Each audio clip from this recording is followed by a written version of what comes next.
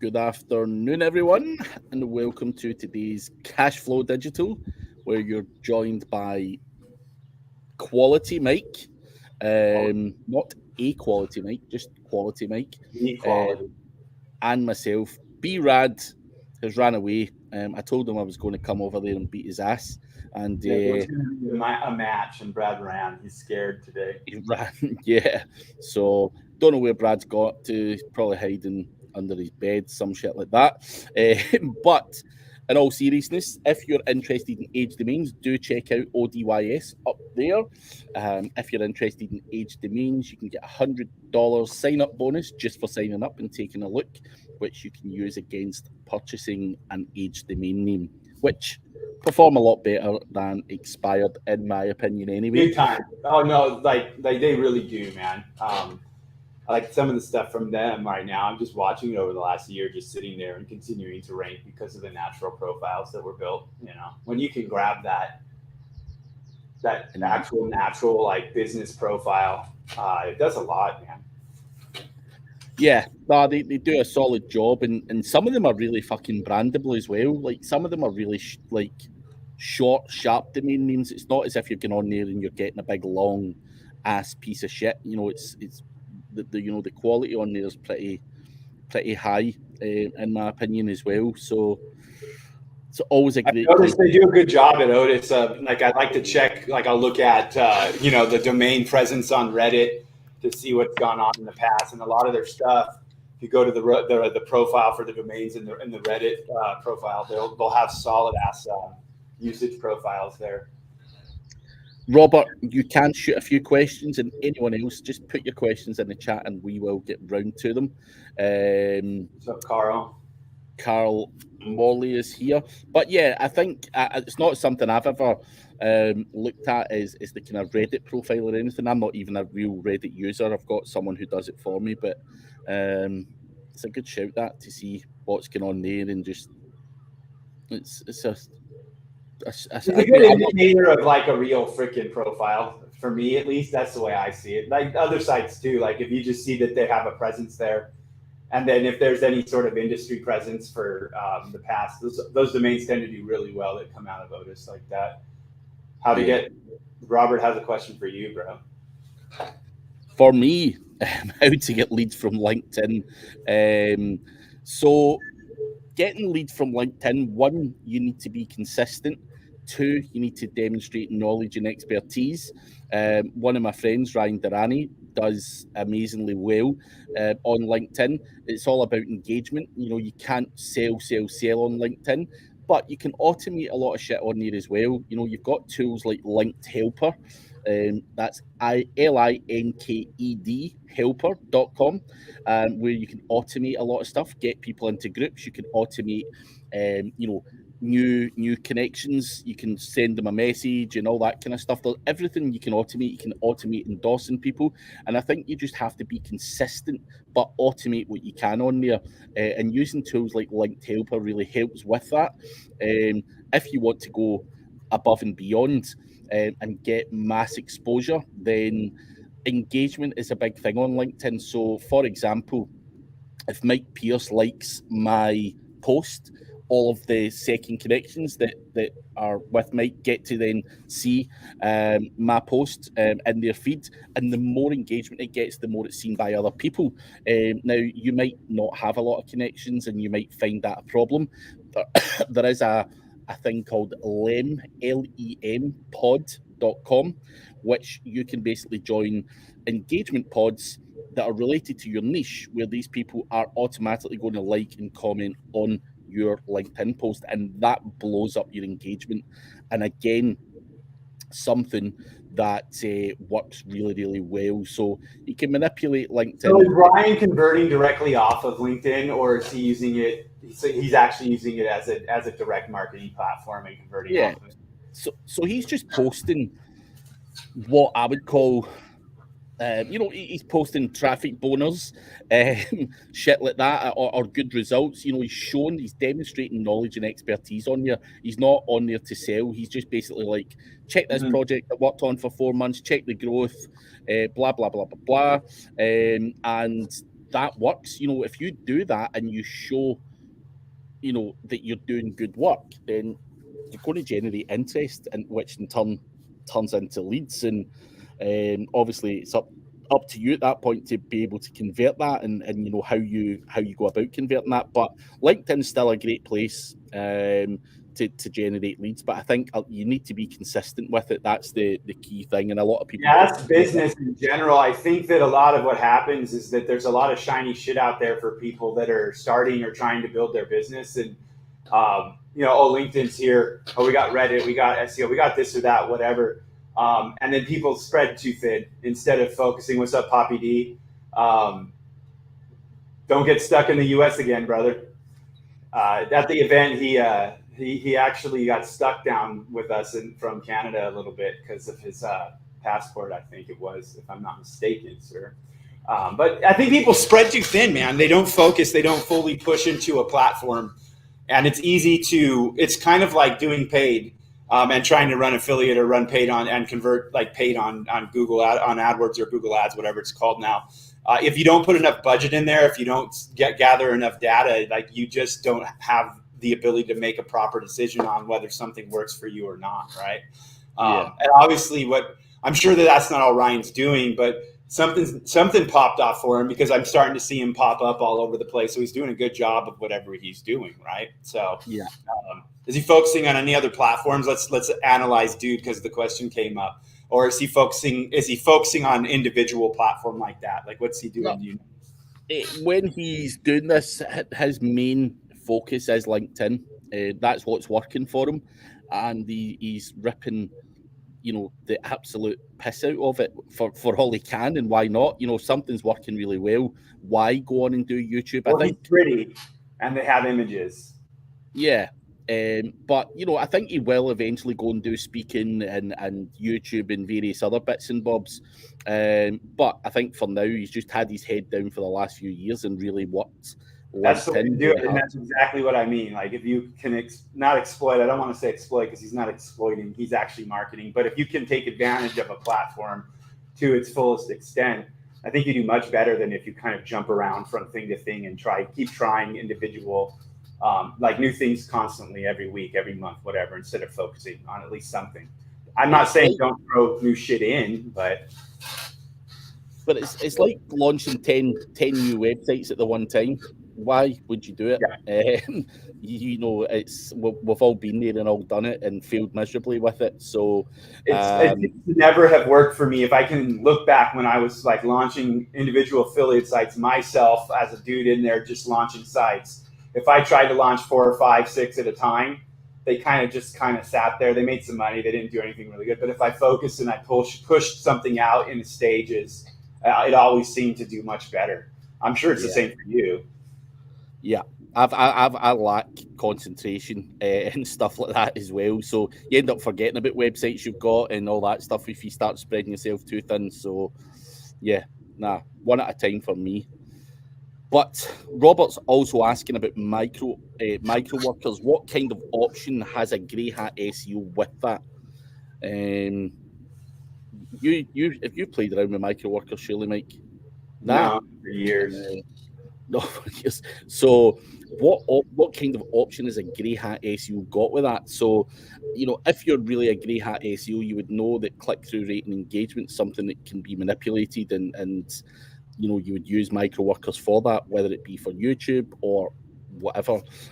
You know, getting those clicks and getting that engagement time, watch time, whatever on your videos up is what you would use micro workers for anyone who fancies having a pop at it. You know, it's people that you can get for a very low cost engaging with whatever the hell you tell them to do, whether that's watch the video, click in the video, do this, do that. You give them instructions, and it's all down to the instruction you give these people and the proof of work that they do. So, you know, whether you ask them for screenshots or whatever it might be, all comes down to that, because I've tried micro workers off the bat, and it was kind of dog shit.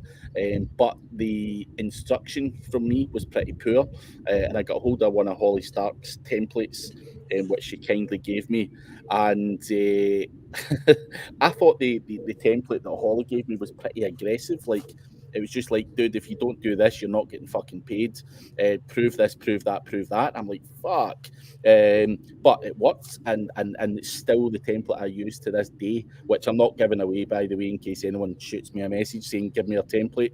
It's not mine to give away, so don't ask me for it. But yeah, so micro workers has worked very well, but it's all down to the instruction you give these workers, so to speak, and it can work very well for you. But I would use that mixed in with other stuff. You know, I don't fully believe in, you know, I think if you've got data, push notifications, email lists, anything else that you can do to drive as much real engagement to something, I would do that first and foremost. That's exactly what I was going to say, is taking advantage of the micro moments and the micro engagements on a page when you have the ability to is always a great thing.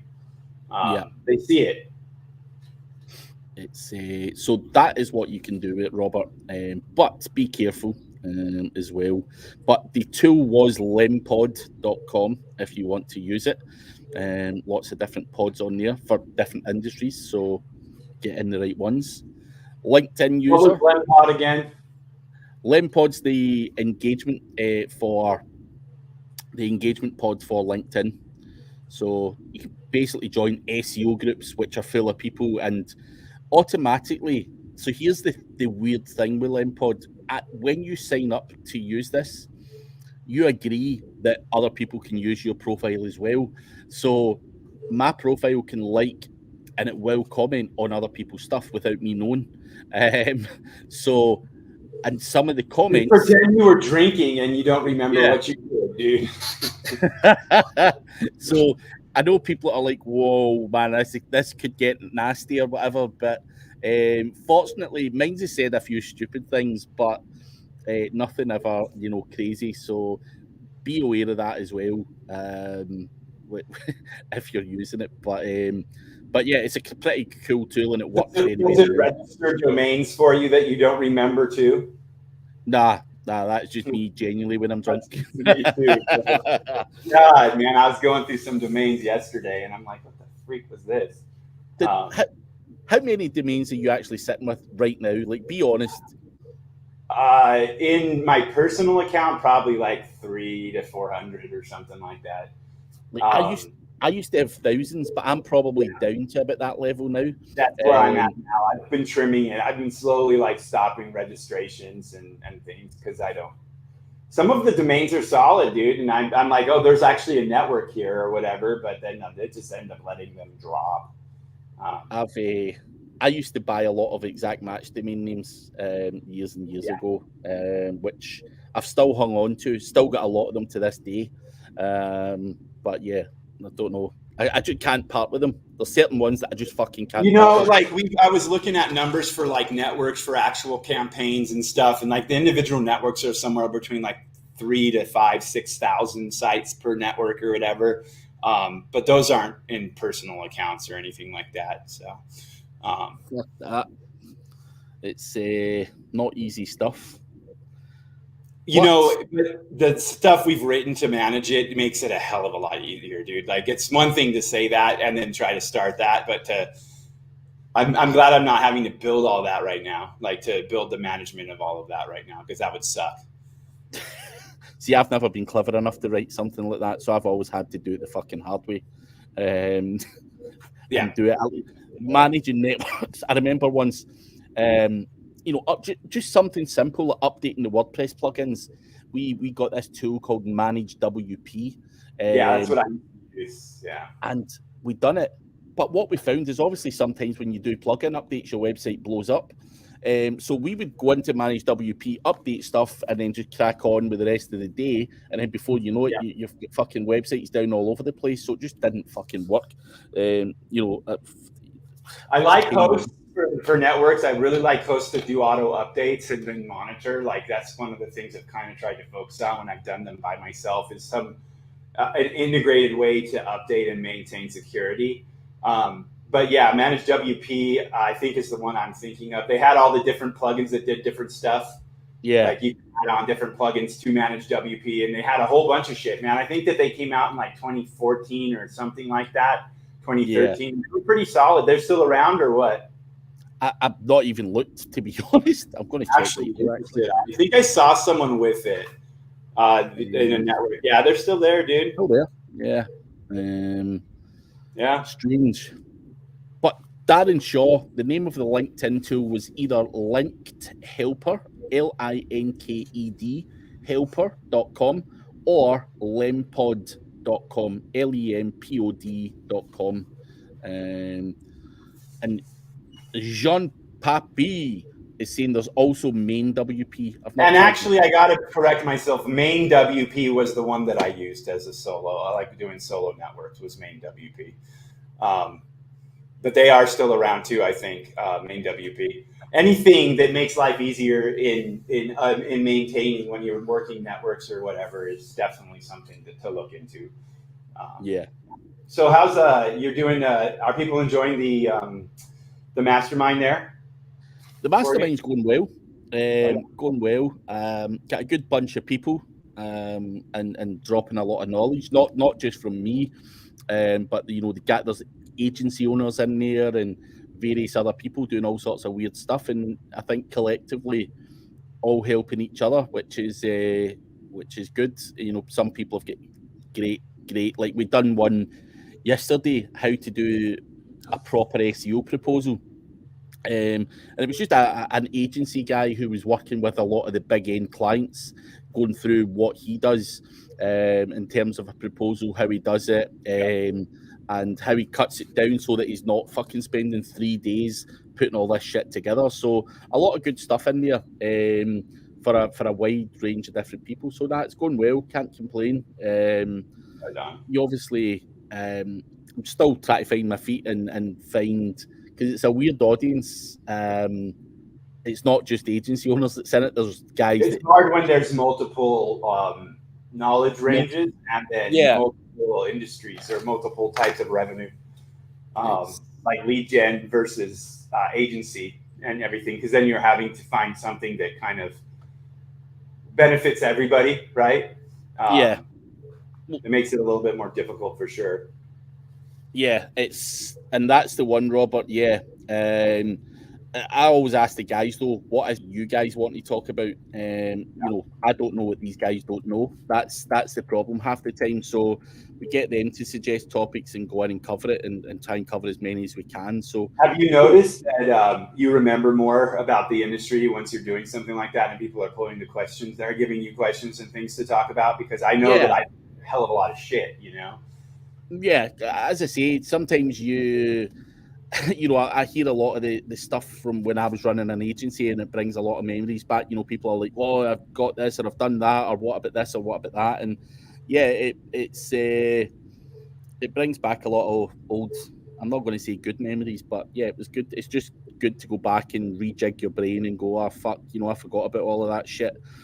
Just all these little things, because I've probably forgotten more about SEO than I actually fucking remember. I definitely feel that way, dude. It's just my old ass brain. They can't keep up anymore. But more questions. Joseph, his sister sells random retro stuff and antiques on eBay. Any advice? I mean, for me, when I think of this, I think of it. Your job is to be her job is to be an affiliate marketer for herself and her store on eBay is the way I look at it. I don't know where anyone else goes, but I think of content. I think of sites. I think of a video. I think of YouTube. The guys I know that are doing a lot of the eBay sales and commission stuff there are mostly rocking on various platforms like Twitch and YouTube with websites to kind of tie it all in together on the back end. What do you think about, man? Like, that's where I go right there. It's I think video is something a lot of people are scared to do. But if you can put yourself out there and take advantage of that to promote that stuff, then happy days. It all depends on the person, though. That could be absolutely horrendous advice if someone's not, if they're camera shy. But I think you've got to look for ways to exploit. For this, like antique and retro stuff, I think of I start going towards design and this type of content, things like that for homes and stuff. So really, there's any like the way I look at it usually is if it's something that's like antique furniture or shabby chic furniture or something, then the content might be around, you know, how to do this for your house, how to do this for your room, how to do this for that, and really, like with eBay, it's not your platform, so it's like your job is to create assets that you control, that you can actually, now if for some reason you can't sell on eBay anymore, you can plug the revenue back in with something else. Yeah. And that's where I would take this personally. Yeah, you've got to obviously leverage eBay at the start, but like Mike said earlier, he said a very specific word, data, and something he was explaining, and or data, as you guys in America call it, and trying to get people onto an asset like a website, and you know, have your pixels and everything on there, and make sure that you're collecting emails and all the other kind of shit. You know, leveraging them away from eBay over a longer period of time is certainly where I'd be going with it as well. Especially in this case, like if you do take that angle, like you can turn it into a larger business very easily. We're working with some people right now that have like an 8-year kind of flow with the lifetime of their customers, and then at the end of that, there's other ways, and throughout it, there's other ways to make revenue with other people's products. So like they weren't in the email list, getting them into the email list so they can start to market and drip these people over the whole lifetime, and then send them to some partners that potentially have revenue share for them with tangent products that these consumers need but are not competitive. It can become bigger than just selling the random stuff on eBay, the retro stuff, not random, antiques and retro stuff. It really should, I think, be thought of as a larger business. And in internet, I think we're in more of the data, like data collection and marketing funnels is the way to think, because these people, there's a reason they're grabbing those antiques on eBay. And that might mean that there is a way to make money off of those same names and that same, you know, contact record line right there. So I really would look at expanding it. Exactly. Hope that helps you, Joseph. Robert's asking, if you want to rank for SEO agency or SEO freelancer and city, but you live outside of your core market, for example, Thailand, he's saying all the top ranking agencies have a local office in the specific city area. Are there any suggestions or missions impossible? And Mike, I'm going to throw this one to you, given that you do your stuff with GMBs and all that kind of stuff. It's clearly not mission impossible, but what is the best advice you could give to someone who needs to rank in a specific area without having a physical office there? I wouldn't do it. I would pretend to have a physical office there. I mean, whether that's renting an address or doing something else and having a location that you can use out of that area, that's where I would recommend going. And it's not impossible to get a card and to get a GMB in a specific location if you step outside and just go and push for it. You know, it is possible to rent a spot and make it worthwhile depending on the industry that you're in. Some industries are worth renting a physical location to have a location in that industry. Not saying that this is one of them, because I don't really value those keywords myself. Like SEO freelancer plus city, I'm not going to go spend money on that. But if the market is proper and the market's right and the return is right, then spending $500, $1,000 a month might be worthwhile to have a location, especially if you have the proper licensing or whatnot. So hopefully that helps you, Robert. It can be done. Robert's also asking, PBN network or only as an investment and simply buy and hold? I think that's when we were talking about the domains and stuff like that. No, like I don't buy and hold. I don't domain. I'm not a domainer. So if I buy a domain, there's a reason for it. And a lot of times that reason is I was drunk. I think something would be a good idea and forgot I bought the domain. However, you are kind of a domainer though, because I would argue that you've sat on domains and done fuck all with them. I'm a very unprofitable domainer, dude. So yeah, I'm the same as you. I might be a domainer, but I'm a failed domainer. But yeah, I always buy with in the head, drunken or sober or whatever. Like, I'm going to launch this shit. and it never fucking happens. So I remember one dude I was talking to it. I was playing around with AI in like 2014 and doing some auto-generated text-to-speech shit, and we were like just tossed, and we were having fun back and forth with text and text to voice or whatever. And so we decided, like, okay, we're going to create this Facebook account. We're going to freaking, have this robot to say a bunch of funny shit, dude. And we got all ready for this, like, just fucking joke network. I found it like maybe 4 years later, 5 years later. And dude, it's like, what the fuck? And then I remembered everything that went on that night. So they can be fun memories sometimes, for sure. But yeah. And also, Robert, it's not 1 hour per week. I do 3 or 4 per week, but a lot of people only do 1. So value for money here. But Shravan, what's your opinion on people shifting to video content more and more? Is building a YouTube presence worth it in the long run?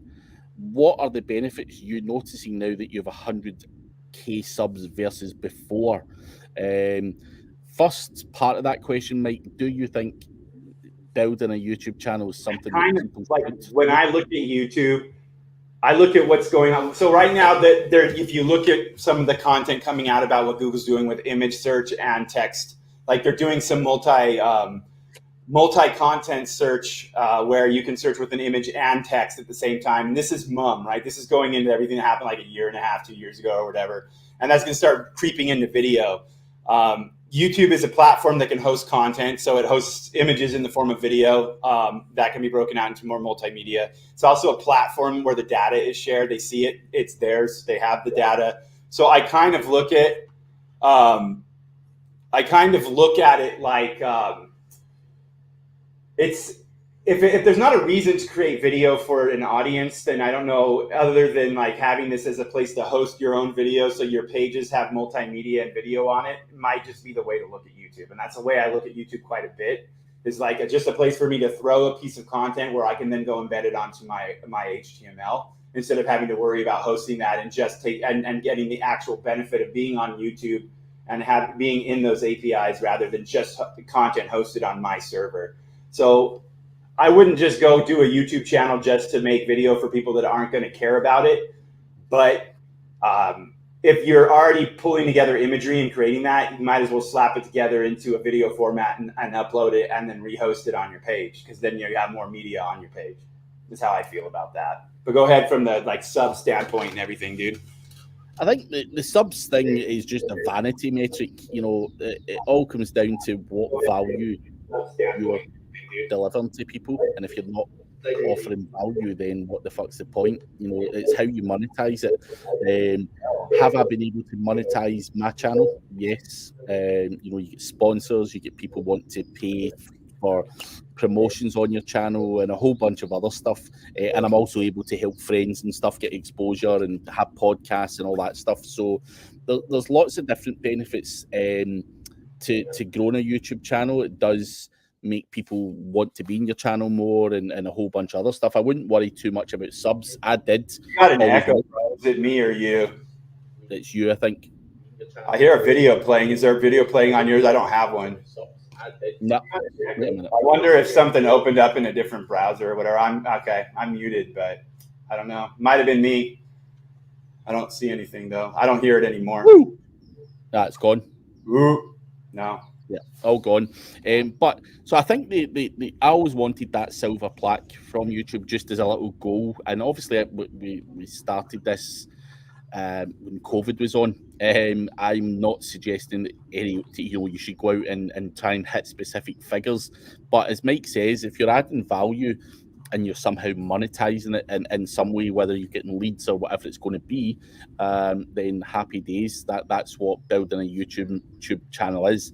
A lot of people build YouTube channels and they're spraying hundreds of videos about, well, I'm not saying they do hundreds a week, but a lot of videos a week repeating the same stuff over and over again. And I think, that's when you're doing it for the wrong reasons, and kidding yourself on. So you need to, if you've got something to say and knowledge to share, then YouTube's a great platform, or something to sell or something cool or fun or whatever, then happy days. So, but I wouldn't be too fussed about the subs. I think a lot of that is vanity, and of course it's nice to have it, but not something I'd push because I've spent a lot of money trying to build up my YouTube channel, and it's been a hard slog. There's 700 and whatever videos on here, 750 I think it's close to. So it's a lot of time and a lot of effort. So could that time be spent on something else? It could be potentially, but if you can make money from it, then would you ever call YouTube a solid way of primary revenue as being a YouTuber? No. Right. Me neither. I know guys with multi-million-dollar businesses that spend a lot on YouTube, that put a lot of time into YouTube, and they make like a few $1,000s a month. They lose money on YouTube, but they don't do it for revenue. They do it for a reason. And that reason is exposure and branding for them. I look at YouTube as more of a branding platform and an exposure platform rather than a revenue. Kind of look at TikTok, right? TikTok has a lot of people have difficulty monetizing anything there.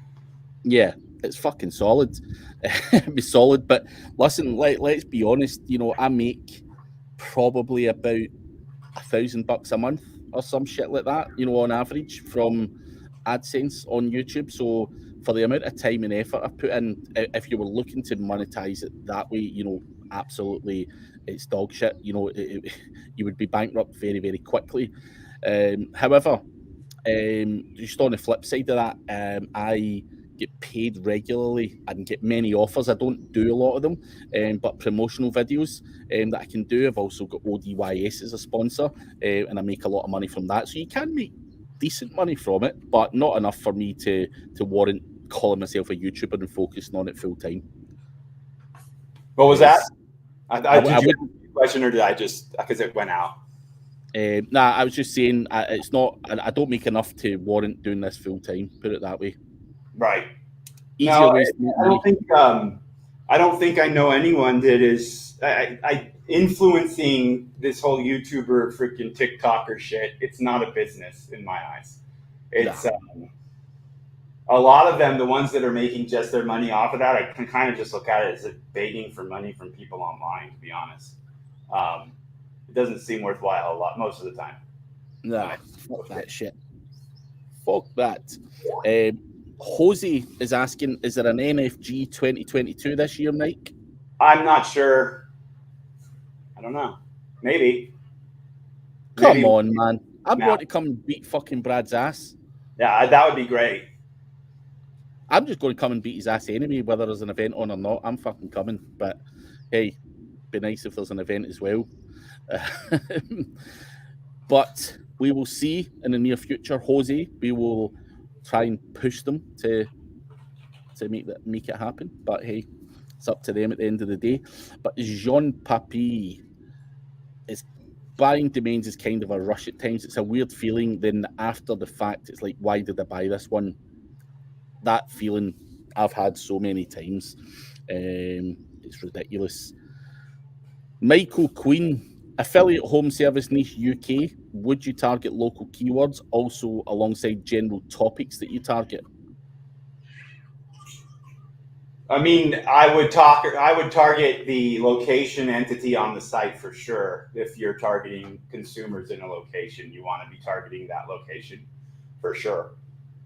So you've got your topic and you've got your location, and that's where I would go. And then I would take those and I would look at it from, okay, are people looking for just information on this page, or should they be converting on this page? And then throwing in those modifiers for different intents is the next step to those pages, right? So yeah, to me, it's easier to look at it like building blocks. Like, you have a topic of a page. So you have a topic. Hold on one second. I've got staff coming. People like, I need to put a fire out really quickly. Sorry. No worries. Michael, so on this, you would want to target general stuff, but local gets a lot of search as well, so don't ignore it. Make sure you do have as many different local landing pages as you possibly can on there, because a lot of people do well from websites like that, and a lot of that traffic does come from local keywords, because people do tend to search more locally anyway, whether you're in Manchester, Liverpool, Glasgow, whatever. People do tend to search locally, and I think it's definitely something that you have to include in there. So yeah, but what depends on what scale you want to do that. A lot of people are using tools like the Magic Page plugin from Mike Martin, and doing that shit on a massive scale and getting good results with it. And there's loads of different ways you can attack that and do relatively well with it. But it's a volume game at the start, and it's a lot of hard work. Yeah, no, I think. Go ahead. Mm-hmm. No, go ahead. What were you going to say there? The building block thing I was saying is taking a topic and then deciding who that topic needs to be like delivered to, and then modifying the optimization of that page for that person is the way I would do it. Like if we pull data from Google, like every query and every SERP is like a topic plus like a modifier for intent or a modifier for location. So you're just tacking shit onto the topic. If I want to target pizza, and I want to target moms looking for recipes, then I might end up throwing in something that talks about that right there. I might throw in the recipe modifier. I might throw in the mother, or the caretaker of 5 people, or whatever I want to do there. But then if I want to market to someone that is looking for a pizza, the same person looking for a pizza restaurant to eat at noon, then I might be talking about a location and address and seating, right? And that modifies how that page is going to deliver. And so that all can come out of the SERPs as data. And that's how we determine who our competitors are. If we know that people are targeting the same modifiers on that topic as us, then those might be, and they like say there's 20 keywords that everyone's targeting, and there's 5 people that target like 18 out of those 20 that you're going after. Those might be the 5 people you're looking at. And then the other 15 people, they're only kind of targeting the modifiers as like 5 modifiers. They're not as much of a direct competitor, and everything can kind of be built from the ground up from your topic and then adding in these modifiers for the different people that you're trying to market to and the different intents, right? So good advice as always from Mike. Daniel T. Douglas, he's worked his ass off and purchased an age domain and had a company publish 120,000 words since the last time he was on a live. But he goes on to have another question. What SEO service would you suggest someone new to the game should sell to fund affiliate websites? So what is the easiest thing to sell in this industry? Links? Well, I think it sounds like they're selling so they want to buy a service to build affiliate sites. No, he wants to sell. Wait a minute. What? Right, so he's new to the game. This is the way I'm reading this. Daniel, correct me if I'm wrong. So he's new to the game, but he wants to sell a service, an SEO service, to help fund his affiliate websites. Gotcha. So he wants to sell services to fund his affiliate site. Yeah. What are you doing on your affiliate? I would look at what you're doing for that affiliate site and how, because you're going to keep that as low as cost as possible. And if you can resell what you're doing for yourself, then that's going to make the most sense in my eyes. So if you're creating content and linking it, then sell that to somebody. Create content, link it that's ranking, just like you're doing for your own, and sell it as a package. And you can sell that then as an SEO like contract, or you can sell that as a one-off thing and an an actual product is what I would do. Whatever you're doing that makes the most return for yourself on your own site should be what you're selling as a service. Good advice. Good advice. Robert is saying, if I make 4 times 1 hour per week and only charge £69 per month, this is nuts. It is nuts, but hey, it is what it is. It goes to the same thing that I just said. If you're creating content and building links for your own website, then you can sell that at a lower volume, a lower price point than other people can actually put it together. It's the same when you're doing SEO and you're running a business. If you're doing SEO running a business and you're talking about SEO to people and you're doing this, then why not take 4 hours of that week and have people pay you for what you'd already be doing anyways? I mean, really is what it comes down to. It's kind of opening up a circle of trust. To me, I look at business like you either are going to earn my trust and I'm going to be in the trenches with you and I'm going to trust you with my money, or you're going to pay me for that fucking privilege, right? I'm not going to just let anybody in there and talk to anybody and waste my time with anybody. You need to earn that time. It's like, I'm not just saying with Craig or anyone, like with anyone in life, you don't get married randomly unless you're drunk in Vegas, right? Like you earn that trust, you earn that time. Like you're fucking paying for the time with your spouse in some way, whether that is through care, money, whatever the fuck it is. Like you're always paying for people's time. You're always earning trust. It's kind of the same thing, and people are just using their pocketbook here to kind of step closer into that circle of trust. Is the way I see it. But how many members on average per session? I don't know, 10, 15, sometimes 20. I would probably much more than those 4 hours with those people. I bet you get questions and you end up answering those questions. And it's actually way less money than it looks like. And you know, you're saying 69 is nothing, you know, but it becomes way less. And that's what I like about this industry, though. It's like how we run NFG as well. We don't charge a lot for it. The first time we did the network stuff, we charged a lot. And then, you know, we started charging less and less. Way more time goes into individually talking to people and helping people with their individual shit than doing the webinars for that, because I enjoy it. Brad enjoys it, but it also leads to more business down the line because people see that things can get done. And when they have things that they can't handle on their own, then it comes to you. And that's just the way this kind of industry works. You trust people, you make friends, and then the money comes through those campaigns together. And that's just kind of how it is, you know? And to be honest, it's not about the money for me with the mastermind. In all honesty, it's not a life changer for me. It's just to weed out the tire kickers. So that's why there's a fee on it. But as you say, it's lovely to help people and put back, because we've both been in this industry for 20 plus years. And it's good and made a fuck ton of mistakes. So it's great to be able to help people not do that same shit. You know, we laugh at buying domains drunk, and we love doing this for a living, dude. So I enjoy the time I spend with people when we're working on a campaign, you know. It's so there's a lot of value in it anyway. Not that I'm trying to sell it, Robert. It's a take it or leave it thing. But you are welcome if you want to sign up. But Paul Clark is asking if drive stacks are making a comeback. Hearing a lot about them now. What is the thought that it was dead, but now a lot of chatter about them? Is this not the case with a lot of things, Mike, in SEO? People say shit dead. Because the certain markets aren't talking about them. It doesn't mean they actually go away. It's like we were talking about reciprocal linking. Reciprocal linking died years ago, but it still works extremely well. I think what people have to look at the drive stack as is the drive stack is like a tier 1 and a filter level, just like a PBN is a tier 1 and a filter level, or just like a Web 2.0 is a tier 1 and a filter level, right? The drive stacks that I know that are done by people that make them work, they have thousands of spam links underneath them that are driving power, being filtered by that tier 1 level to turn into something that's useful. Because the way a tier and the way that the bots work, it's all about how this movement comes up to your site and what's set at different levels.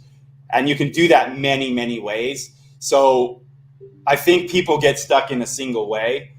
I do what I do because it's easier for me and it costs less money. People that I know that do drive stuff, they do that because that's what they set up, 8-10 years ago, and that's what they continue to do.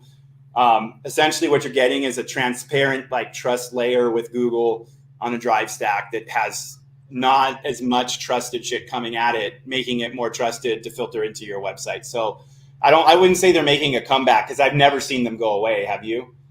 No. What I would say is it's how you utilize them. It's the same as how you utilize anything, whether it's a stack, whether it's a PBN or whatever. Some people say that shit no longer works or it's dead or whatever. It's how you make that shit work and how you power that up and all that kind of stuff. And people said to me, why would a PBN not work? Because all a PBN is another website. So if I go build a guest post, or if I do an industry interview and someone puts a link pointed to my website, how is that any different than a PBN or a drive stack or whatever? It's not about what it is. It's about the quality of it and how it's kind of created and protected so that it doesn't look like you control all of it. It's not about this thing or that thing not working. It's about Google doesn't want you to manipulate their algorithm. They don't want you to control that profile. Don't let them know you control that profile. And there's a lot that goes into that. I'm not saying it's just that simple, but that's really all it is. It's like the backlink from another site in the industry is not any different than my reciprocal link or my PBN or my edit or my guest post or my PDF. They all flow something. It's just who owns that and who controls it, I think. Yes. Robert, live stream the bare knuckle fight between Craig and Brad. I'm up for it being live streamed. I'm confident. Working on the tan, Kevin McGuire, I sure am, or trying my best. It's been a long time coming. Digital Dex has a question. How do you offer your services? Retainer packages? What's the best approach here? Don't want to be the nickled and dimed for, sorry, I thought I said nickelhead. I don't want to be nickled and dimed for my time. The goal is to get away from money, which is to get away from money does not equal time. I mean, and I think a lot of new people get into that trap that they literally are trying to price themselves based on what time is spent on a project. No, like if you're going to charge a retainer, then that retainer should be, if you're charging a couple thousand a month as a retainer, that retainer should be a phone call every 2 weeks, you know, and then they can hire you for more stuff after that. You're not laboring for them on that, right? If your experience and knowledge is there, then you should be charging something that is equal to what they are receiving from you. So the way I like to look at it, even when we go and we price like a large SEO package, is what the return will be on what we can provide for them. And that's how I value myself in those situations. The only way we make money if we're consulting and doing this is if the other company makes money, because we're in an industry where people get fired even when they're successful. So if you're not successful and you're not making them money, you have no business being in business with them. You just shouldn't be in business if you're not making them money. Find someone else that you can make money for them. Chase actually did a really good stream the other day, dude. And he was talking about get better clients, right? Well, part of it was like, get better clients. Don't go out there and try to sell somebody a casino ranking when they're brand new and they suck at what they do and they have a crappy website. Go find somebody that's already doing very well for things and optimize. We're optimizers. If you can find someone that's got a solid base and then tweak that, like if I can go in and I can actually just make a single tweak that takes 5 minutes and they can make another, 50% on top of their return, which it's very, in the right situations, you can do this. Then I should not just be getting paid for 5 minutes of my staff's time or my time. That should be, they're making 50%. Like you need to be charging something that shows that that is what it is. And so, I mean, it's people do. I still see it, and even in my mastermind, I've seen a few people and they're charging out per hour, and you're like, you can't charge it. How can you physically do this per hour? You've got tools, experience, proxy. There's a whole bunch of shit that you could be using that could go into this. You can't do it per hour, and it's not fucking a labouring service at all. Well, even when you get shit automated and you're collecting data in an automated way, you're still spending money, whether or not, like, you're not using a third-party API, you write it yourself. You've still got transfer on that data. Like, there's cost on absolutely everything that we do, plus time, and it needs to be taken into consideration. And the other coin, though, is if you really can't deliver results, then you probably shouldn't be charging them anyways. Yeah. So hopefully that helps you, Digital Dex. Daniel T. Douglas is asking, could you guys break down what goes into a paper lead campaign from tactics, tools, and investment? Mike's the man for that because he does that shit on a daily basis. Staff, SEO staff, link cost, hosting, domain registration, and then just general labor for the most part, if I'm not missing anything like huge here. It really comes down to the market research, like letting the market research dictate where we're building, and then leveraging the staff we have in place to kind of create all of that. It's a lot of data collection. I would say most of the time goes into data collection and then staff time to just get stuff built out, to be honest. I think when you front load the cost into like where you're building, what you're doing, instead of going very blind into something, that you end up returning a hell of a lot more and a lot quicker. Tools, it's going to be different for us than it would be for someone going solo. Like when I was doing this alone without staff and by myself, then I was paying for link tools. I was paying for a lot more stuff out of pocket than we have to now, because now the processes are more, they're more programmed and then on staff, like semi-automated, than like me having to have GSA and a server for my GSA installs and all of this shit.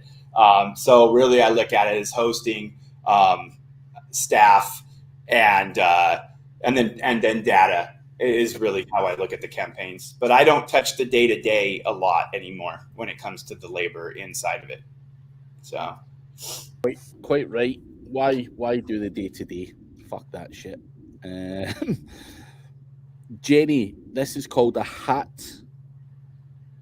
Just in case you're unsure, just trying to protect my cute little head from being even more burnt, even though I'm sitting under the shade now. But here is a question, and I'm not sure if this is something that's come out of yours or Brad's mouth, but is link juice washing like money laundering? Like, I've never heard of link laundering like a week or two ago. I think I mentioned link laundering, and to me, link laundering is literally like a three-way link trade. Back when they were really targeting reciprocal linking, we would set up directories, and when someone went to go drop their shit into a directory, we would require them to link to a different website so that they would have to link to our directory and one of our money sites at the same time, and then they could get a link from our site, right? So that way we weren't doing a direct, two-way, like one-to-one trade, but they were linking here and then linking there, and this was linking there. So it's essentially link trading, but you're throwing a different layer in there, right? That's link laundering. So we got a new one, dude. I fucking, honestly, I'm not sure if Robert's fucking trolling here, but I'm trying to figure out who the fuck he is, dude. But it's I remember, it's just bringing back an old memory from years ago. I was talking at an event called SEO Leads, and a fucking dude came at me. A dude came at me saying that link building was illegal, and he was going to report me. Like, dude, it was like illegal. Just that reminded me of that situation as well. Is link building illegal? And I'm like, fuck me, man. And I just laughed in the guy's face, and it made him angrier. I thought I was being trolled. I'm like, what the fuck? This is like, it's no different than having a network where you don't do one-to-one like link trades in your network, right? You might link with one site to two sites and then another site to another. It's literally just saying, if you want this service, then I need you to do this little favor over here for me. And you're just making a pattern that isn't a direct one-to-one trade in Google's eyes, essentially. So it's funny, though. That's funny about the illegal link building, bro. Yeah, I've heard it all, man. Like you say, sometimes you forget, and then something just triggers it. But yeah, like, is link juice washing like money laundering? What a fucking line that is. I'm putting that out later, man. That's going on my fucking social media. Damn link, baby. For CTR booster, Flavia, I personally use Blazing Proxies. However, I would use Gareth Acott's mobile proxies if you're using it for GMB stuff. He has some 4G mobile proxies that you can rent, Turbo Booster or some shit like that it's called. So hit him up. What was that? Sorry? Pricing on those 4Gs. I think he rents them out for like something like 70 quid a month or some shit like that. Yeah, so shoot him a message if you want, if it's for local stuff, but Blazing Proxies work very well for me, or Packet Stream for that. Ryan Durrani, we were talking about you earlier in the show. Durrani, I don't know if Mike called you pretty. I'm pretty sure that. I doesn't on LinkedIn because he's pretty, dude. You're saying he's pretty? He's a very pretty man. Jesus. Enough of that. We don't want him. Call him some names or something. Ryan doesn't get compliments from me. Jenny. He doesn't get compliments, but we won't go into the rest of that. Jenny. Yeah, I changed it just for you.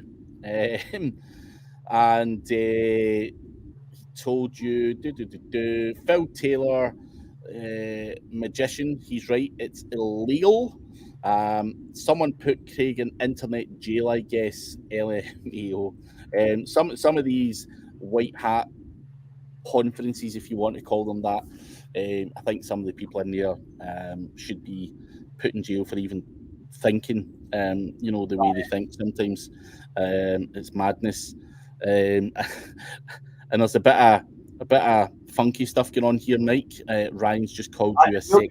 NFC 2022 if Ryan will come. So NFG 2022 if Ryan will come.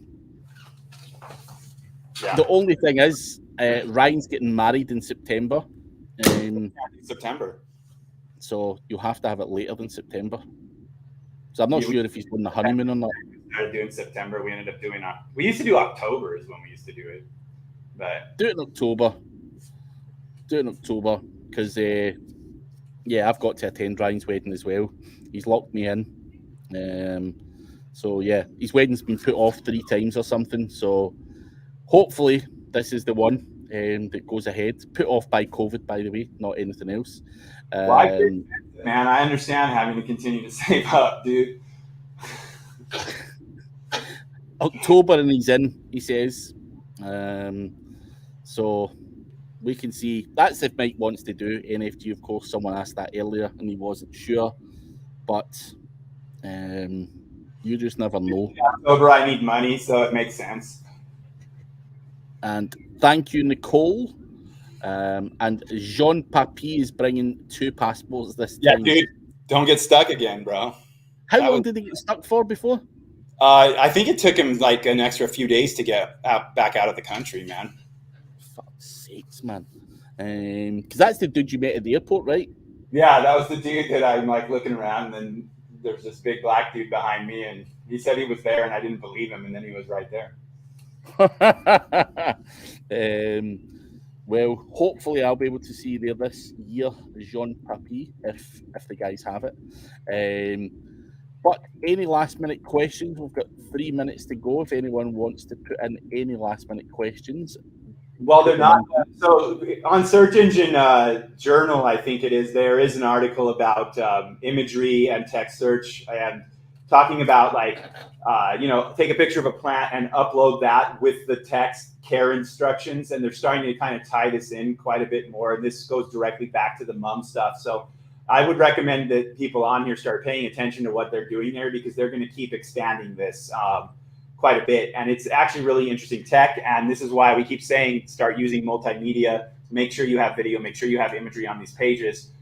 You really want to be able to hit all these points. So time to start tying that shit together. When you start seeing Mueller talk about alt text a lot and images a lot, they're doing this kind of thing.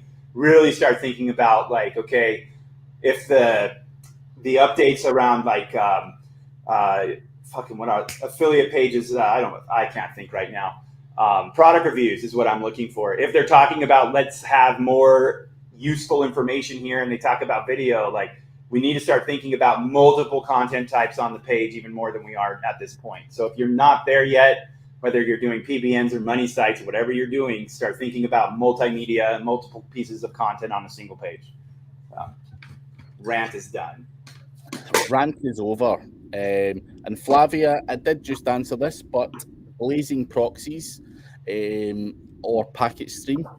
And if you are doing local stuff with CTR Booster, then you might want to look at Gareth Acott's Turbo Proxies. That's the owner of CTR Booster, so hit him a message. He's got 4G proxies, which work a hell of a lot better for the local stuff. But other than that, if it's just generic CTR, then Blazing Proxies is my personal choice that I'm currently using and works very well. But yeah, that is the last of the questions. Mike, are you guys still on NFG on a Thursday? Are you still doing your shopping? Nah. Too lazy. Fuck's sakes. So if people do want to get a hold of you guys and go, this is fucking amazing, still nfgseo.com/7? I think so, yeah. I think that's it. Or nfgsecret.com for the plugin gets to the same damn place. So, yeah. So if you guys have liked what you've heard from Mike, not that I really need to, because I'm pretty sure they're well aware of who you are by now, but yeah, check out the guys. And Digital Decks, thank you for being here, mate. Hope you found it useful. Guys, if you have, can you please write in the chat or in the comments? Jesus. There you go, blazing proxies, man. I'm not sure if you can't understand the accent or whatever, but blazing proxies, I put it there. That's it. Do you think, one last one, Koshi Times, do you think we can rank without paid PBN and guest posts using free sites? Any link building strategy? Not in a competitive market, my friend. No, I wouldn't. I mean, yeah, no. You need a budget. Budget is required, and Mullins is laughing there. Mullins sneaking about in the background. As always, good to see you, mate. But yeah, thank you very much, guys, and we will catch you again at the same time next week. Laters. ODYS. Cheers.